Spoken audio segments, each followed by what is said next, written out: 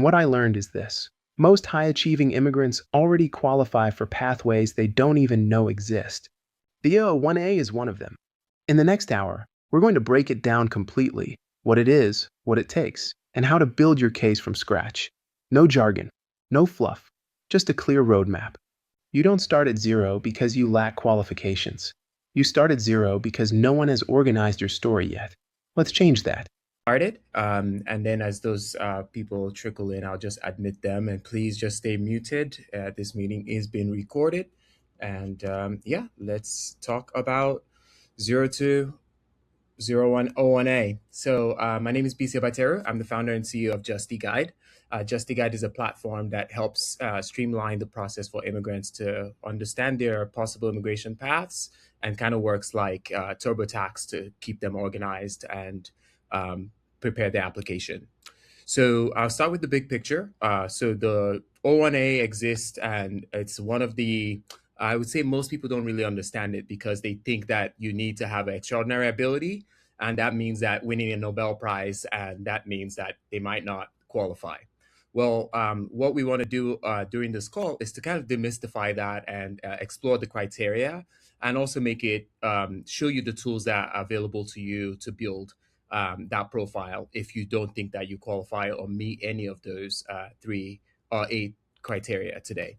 So the O1A is a non-immigrant visa for individuals with extraordinary ability. So in the sciences, education, business, or athletics. And so if you are in any of those fields, your academic journey sometimes already accounts for some of those things that would fit that criteria. But I would say that most people, it's unlike the H1B because it has no lottery. And unlike the EB1A green card, it does not require you to already be in the US. So a lot of people use it as a bridge. So you kind of come here as a founder, and then you're able to apply for your EB1A after a few years on the O1A visa. So that's the bridge process. I will cover that later.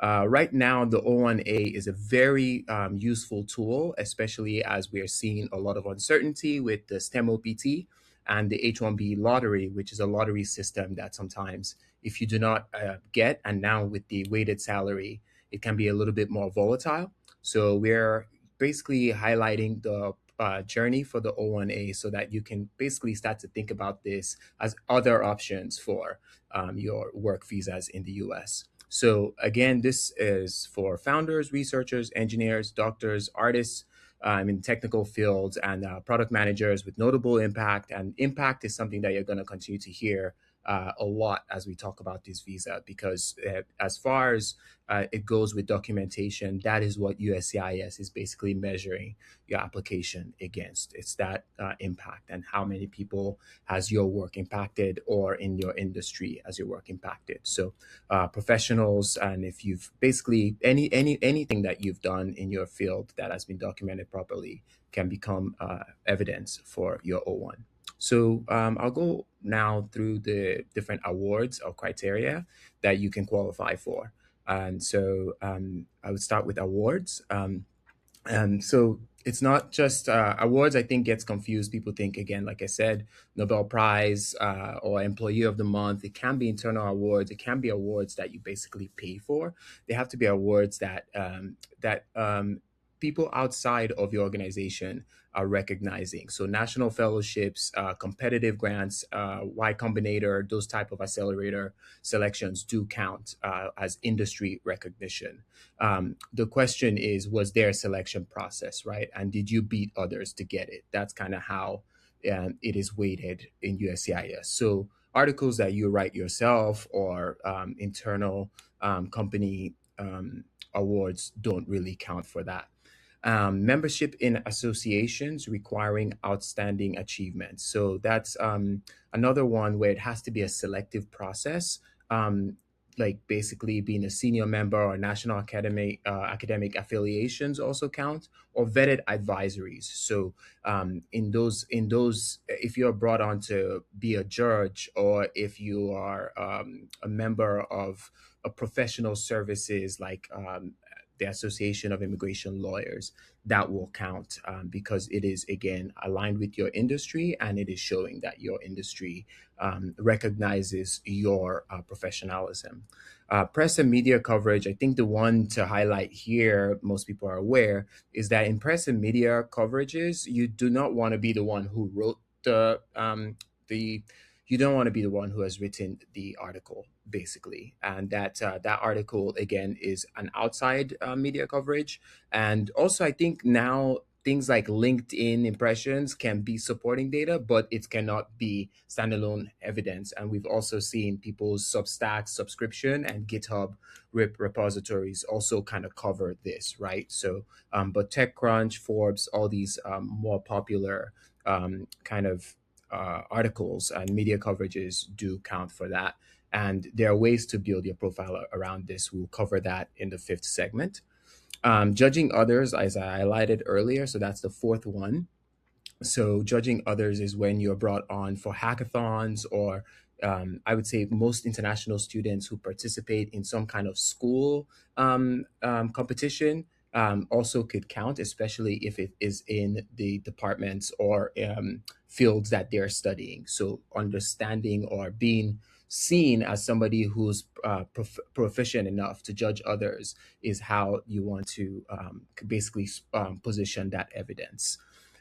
Finally, okay, we actually have four more. So, original contributions of major significance. I kind of highlighted this earlier. So, for those who are writing code, if you're writing code and your open source project, or you contributed to an open source project, if your patent has been used in a in specific discovery, if your academic paper is quoted or cited in multiple academic works, those become things that would apply into authorship of scholarly articles, right? And so blogs, again, are starting to count depending on the readership. So again, if you're in doubt about if something counts, think about the impact. So how many eyes are on it? How many people have quoted, have quoted it or cited it? So those works become important in that way. And again, there are ways, if you're already, even if you're working inside a company and maybe your work has now been brought on to use to train others, that becomes something that is also very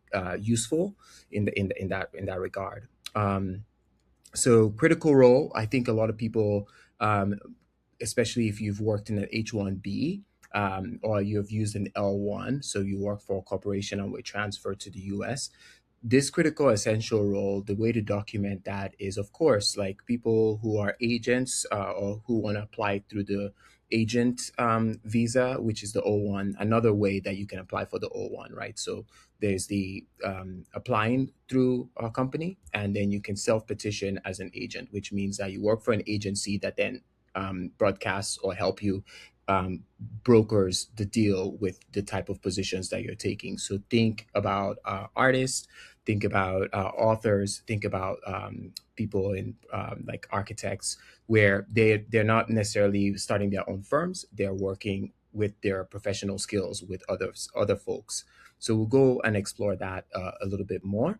But our essential or critical role in an organization will fit into that rank. So if you've founder funded, or if your company has been funded, those type of things um, will count. So I'm seeing a message for those new to the US. What's been the biggest surprise or worry about building credit here?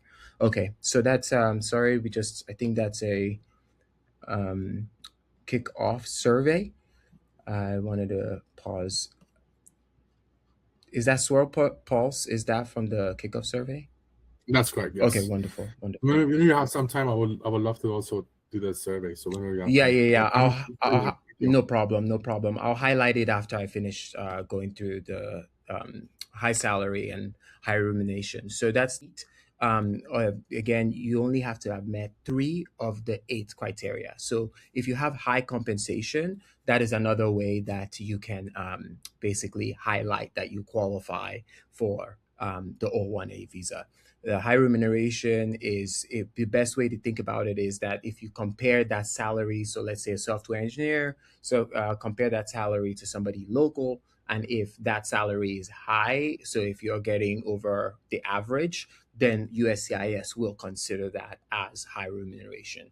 So just to go over before we take a quick pause, the 8 criteria, and you have to only have met 3 of these criteria, is awards, membership in an association, press and media coverage, judging others, original contributions of major significance, authorship of scholarly articles, critical, essential, distinguished organizational roles, a high salary, a high remuneration. So again, all of these criteria, if you meet 3 of them, and the best way to think about it is this is something that you're doing and you're building a case. So as far as you have evidence that USCIS can compare to its impact, then you have a standing ground. Hesam? Thank you so much, BC.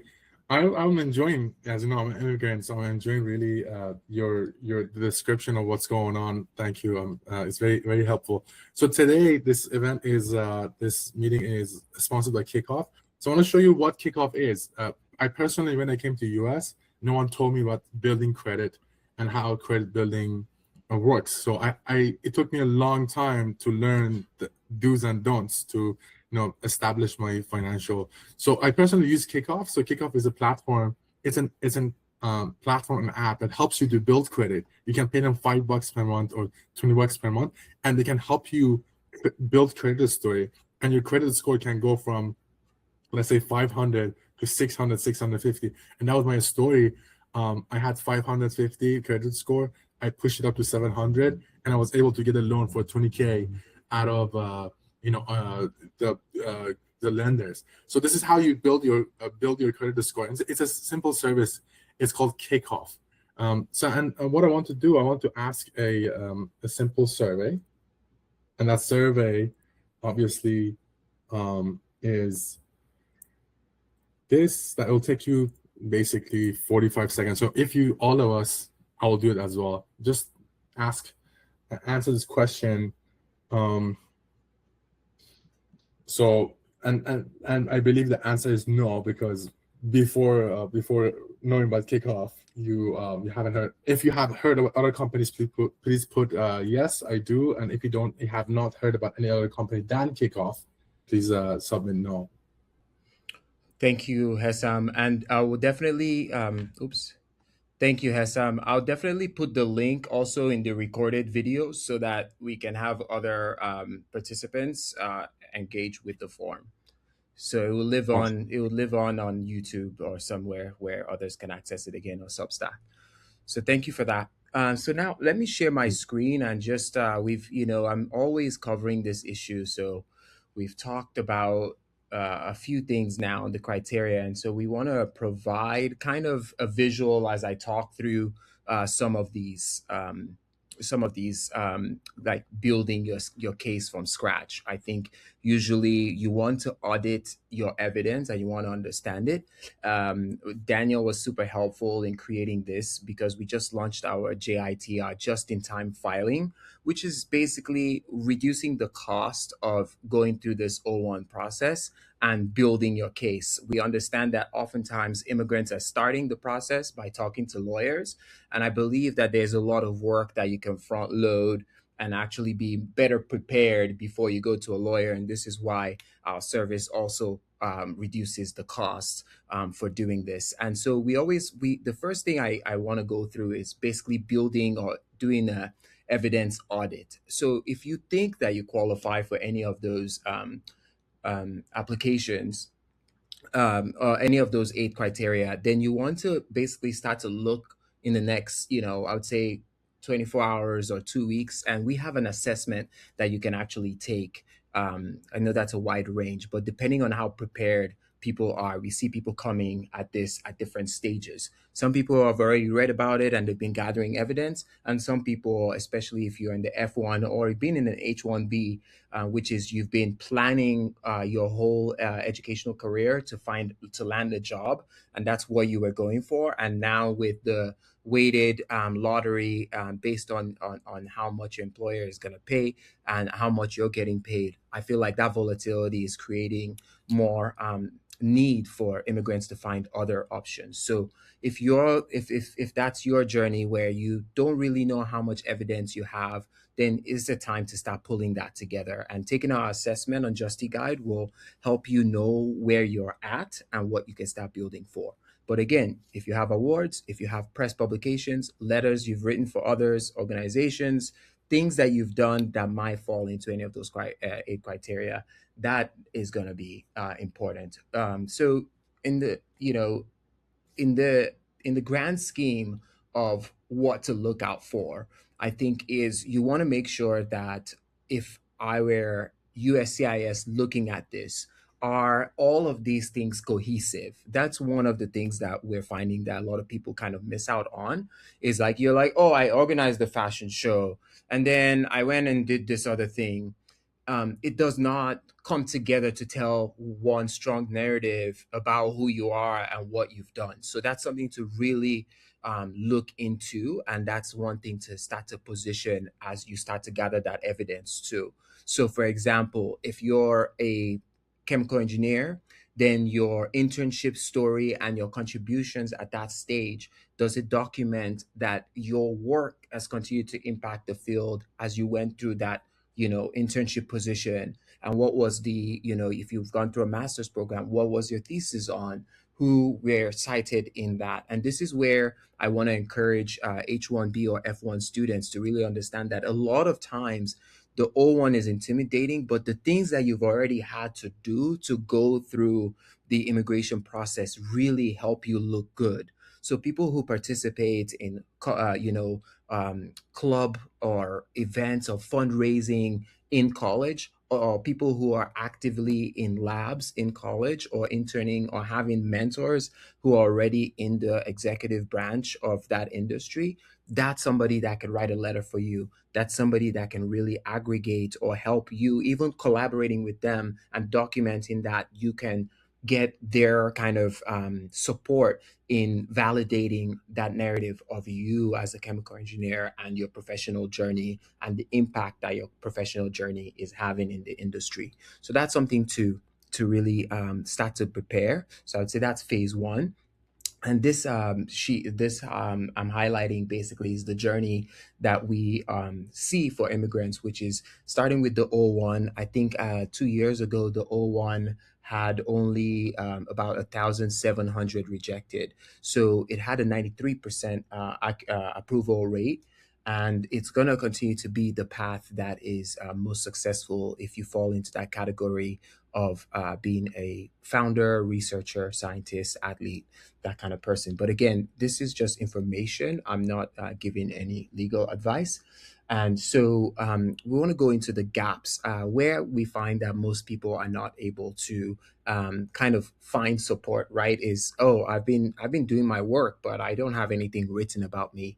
And this is one where we have seen, and in the ecosystem, there are other services that can support you with this, and we also are providing connections to those services within our app, which is who is gonna hear your story. And again, it's not lack of having done this is what we find with the founders and immigrants with extraordinary abilities, is that they've already been doing this. They're just heads down doing that thing, and now that they have to prepare for the application, they have to kind of go back or work backwards to present that story. So this is where we find that this takes some time to find the right organizations that align or that can take that story out so that it can qualify when USCIS is looking at it. So PR partners are really great for this, and this is something that we we support with as well through our platform. So finding those gaps and finding people that you can write, basically help you write your letter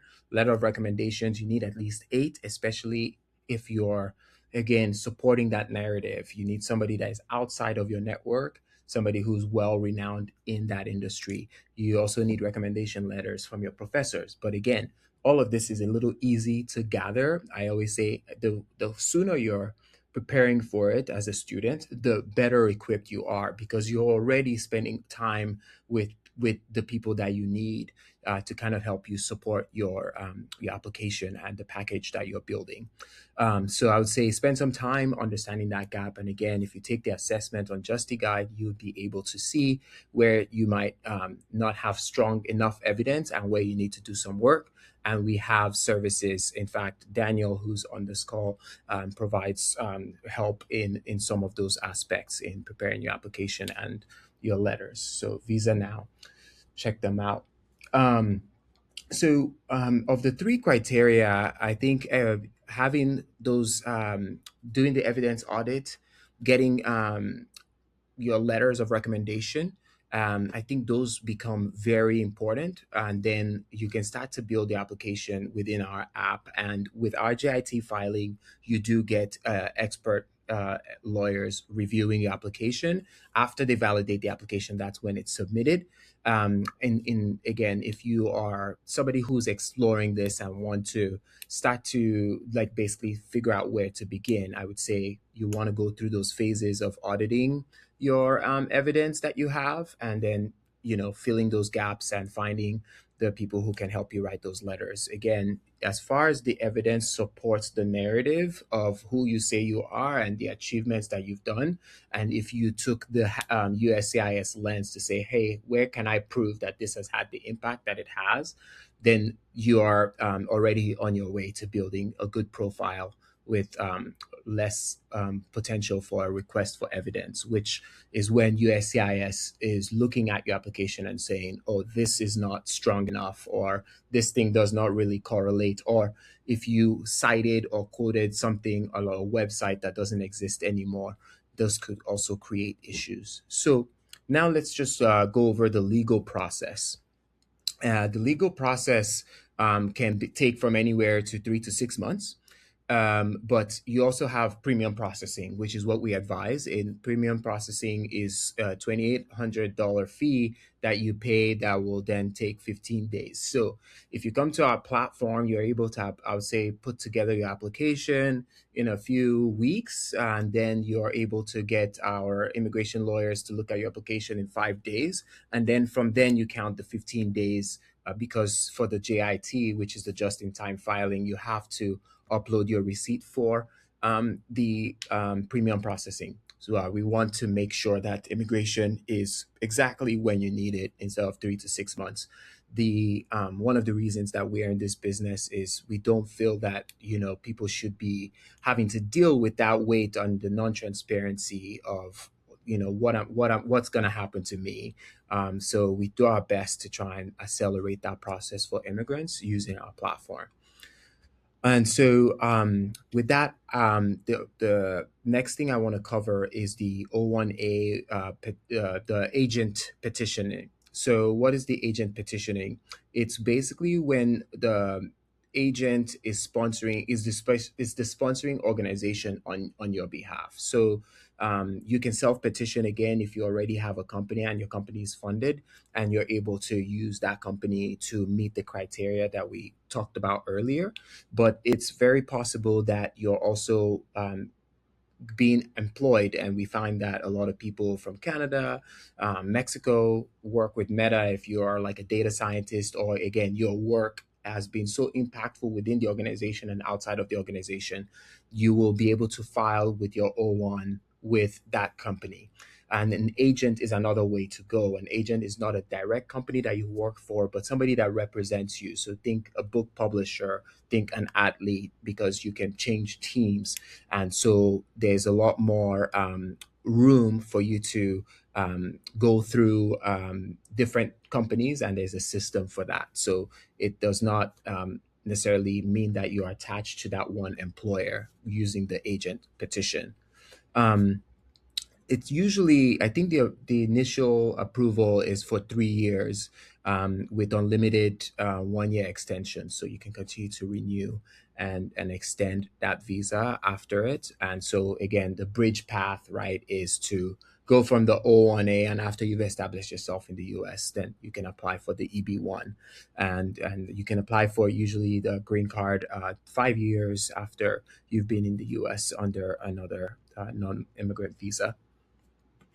So with that, I think we've covered um, criteria, we've covered the legal process, we've covered assessments, where there's possible gaps, and I think the last thing I'll just highlight before I move into the Q&A section is the common triggers for RFE. So what is RFE? It's a request for evidence. This is when USCIS is looking at your application and saying, there's something that it doesn't track. And again, with immigration, which is why we've built Justy Guide, is these things are easy to avoid if the person who's putting the package together understands the steps and exactly how these things are viewed. And that's why we have each process of the JIT, our AI is verifying that that narrative works before you go into the next step. This is to avoid these common triggers. So, what are some of the things that trigger a request for evidence from USCIS?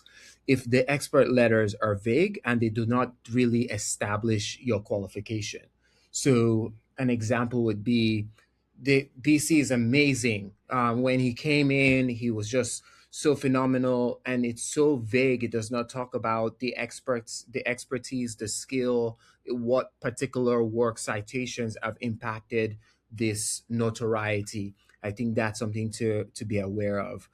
Press coverage and like low credibility outlets. This is something that we're seeing that is very common now, where you can just pay another service somewhere and they basically put out a bunch of publications through Fiverr or something like that.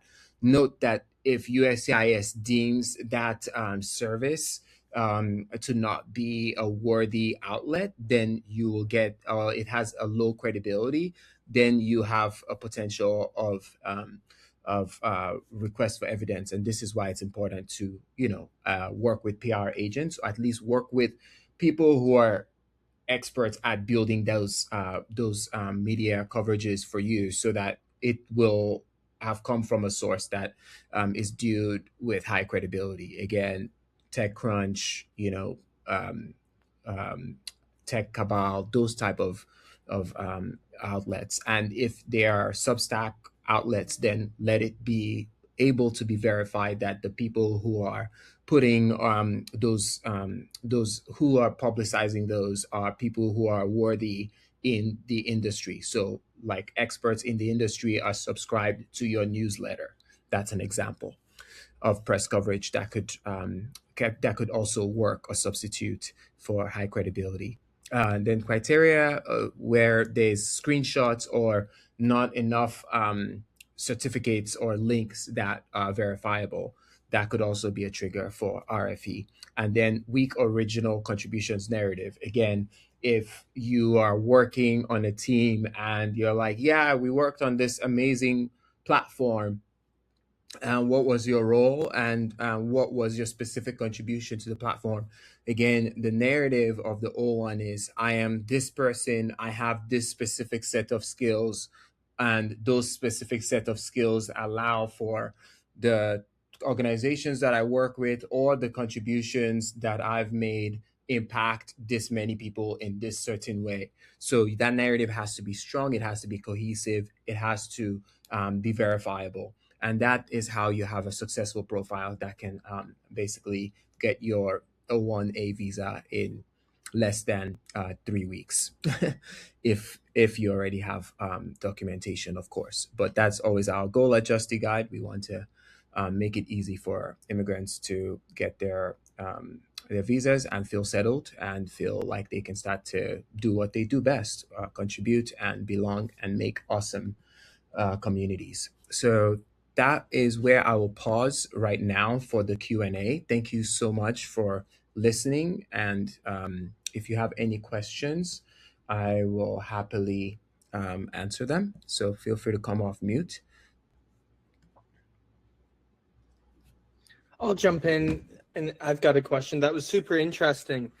And so one thing, and maybe I didn't understand you correctly, if you have somebody overseas that has a company and they go through an accelerator such as Techstars or Y Combinator, they can get a visa for that? Yes, absolutely. They can qualify for an O1 visa. And we see this a lot of YC companies. This is basically the path that they take, or 500 Global or Techstars. Vesti, which is an organization that is similar to ours, but they do more of a fintech play on global mobility. They are a company that have been able to kind of come to the US after being part of Techstars. And that visa would be for like a year long. 3 years usually are conditional, but some people get it up to 5 years depending on the administration and the rapport with that specific country. But yeah, it basically gets you enough, and I think 3 years is the default, and then you have unlimited 1-year extensions, which will help you get to your 5 years when you now qualify to apply for a green card. I would jump in here.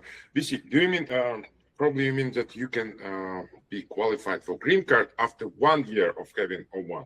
Yes. And yeah, and 5 years of having green card will bring you to the citizenship. Oh, that's correct. That's correct. Yeah. Yes. So after having O1 for 1 year, you can apply for EB1 green card, for example. That's correct. Oh wow! So 1 year of O1, and then you get your green card after 1 year. You can could apply. You Yeah. can apply. Wow, you can apply. Wow, that's incredible. And you have unlimited 1 year extension, so it could be 3 years or 5 years, but then after that you have unlimited 1 year extension. Basically, it's like citizen, but you just you're extending 1 year. Okay. Like O1, as BC said, is given for 3 years, and yeah, then you can extend it. But usually nobody extend it unlimitedly, Yeah, because there's a lot of paperwork. Switch to green cards.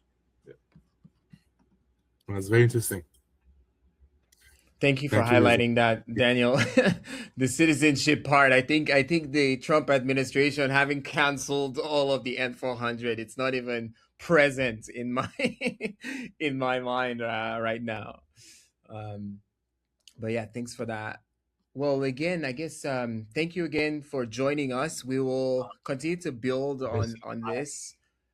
Rahul, you were going to say something? Oh yeah, I had just one question. So just to clarify again, can you structure your O1 so that you can actively run and scale your own company without any status complications?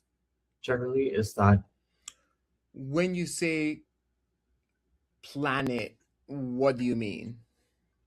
so when when you're structuring your O1, so then just say if someone wants to start their own business, but they're not exactly a citizen. Generally, for immigrants, it would be hard to start their own businesses. But I think on an O1 visa, you either turn out to be an exceptional talent, I believe, who could come in, and they do have that exception of taking that step and having the liberty to possibly have to run their own business. So just wanted to know, is that something that is possible for people to do so, and they can run businesses while maybe work somewhere else? Could they even do multiple jobs? Oh as yeah, well? So we're going back to the agent petition. So again, I think that is a good way to do that if you are somebody that is already doing an internship with a lab, right? So in that Right. situation, you can find a mentor and say, hey, can you be my agent? Because while I'm building, while I'm setting up this application, I also want to have a business and eventually do that. And USCIS is now acknowledging, like I'm showing in this, it's if your company or the person can show that they can give you a base salary that certifies the need, and you have equity in that company, that also qualifies now as substantial and high remuneration with the bonuses. So all of that is now looked at as your compensation, and definitely allows you to fill that criteria of high remuneration, even if you're doing the agent route. Got it. Yeah, that's interesting. Good to know for sure. Thank you. Amazing. So busy, before we go, can we do another survey? Absolutely. So basically, amazing. So as I tell you guys, Busy, Daniel, John, Raul, Matthew. So Kickoff is a credit building company, and basically what we are trying to measure is that did we improve kickoff visibility to you guys. So the second survey, basically, in a second survey, you can put kickoff. So it's a credit building company. And by doing this practice, you can, it basically helps you to memorize. And it really helps you to build your credit, improve your credit. And as you know, credit opens doors that you cannot open otherwise. So if you can all take a survey quickly, it takes like another 40 seconds. Say yes, and then in a second question, just please put kickoff.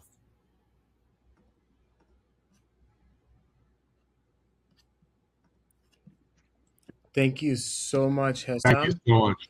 Yeah, Thank you so and much. yeah, I also wanted to highlight that we, as of yesterday, are now a proud member of the NVIDIA Inception program, and that we Amazing. are highlighting that as well because NVIDIA is definitely supporting small businesses like us grow, and I'm so grateful. So just wanted to shout them out as well.